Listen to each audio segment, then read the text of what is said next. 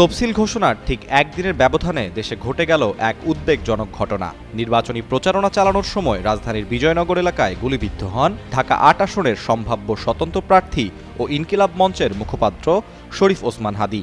নির্বাচনী প্রচারণার সময় হাদীর উপর হামলার ঘটনা বাড়িয়েছে উদ্বেগ। দেশের আইনশৃঙ্খলা পরিস্থিতি নিয়ে নতুন করে উঠছে প্রশ্ন।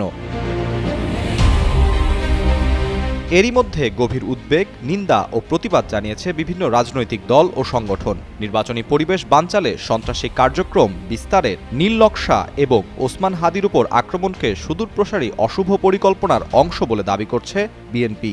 শুক্রবার বিএনপির সিনিয়র যুগ্ম মহাসচিব রুহুল কবির রিজভী স্বাক্ষরিত বিবৃতিতে বলা হয়, হাদী গুলিবিদ্ধ হওয়ার পর তাকে ঢাকা মেডিকেল কলেজ হাসপাতালে নেওয়া হয়। এই অমানবিক ও নৃশংস ঘটনার গভীর উদ্বেগ প্রকাশ করে এর তীব্র নিন্দা ও প্রতিবাদ জানাচ্ছে বিএনপি।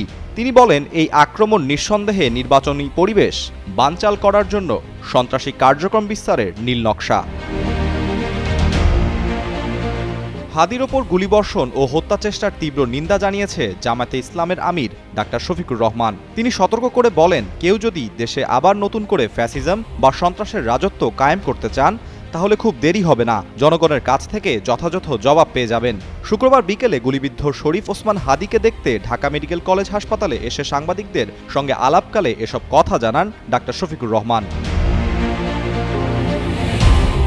জীবন মৃত্যুর সন্ধিক্ষণে থাকা হাদীকে দেখতে ঢাকা মেডিকেলে ছুটে যান এনসিপির আহ্বায়ক নাহিদ ইসলাম সহ দলের হাসনাত আবদুল্লাহ ও ডাক্তার তাসনিম জারা।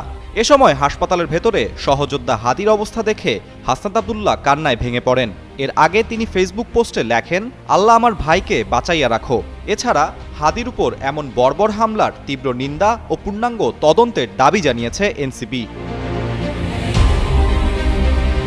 ওসমান হাদীর উপর গুলি চালানোর ঘটনার তীব্র প্রতিবাদ জানিয়েছে গণসংহতি আন্দোলনের প্রধান সমন্বয়কারী জোনায়েদ সাকি ও নির্বাহী সমন্বয়কারী আবুল হাসান রুবেল। তারা বলেন, অবিলম্বে ওসমান হাদীর উপর হামলাকারীদের গ্রেপ্তার ও সুষ্ঠু তদন্ত করে বিচারের আওতায় আনতে হবে।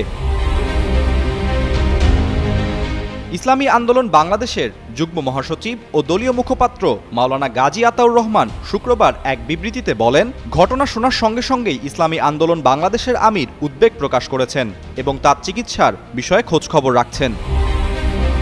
আরাফাত ইসলাম, যুগান্তর নিউজ।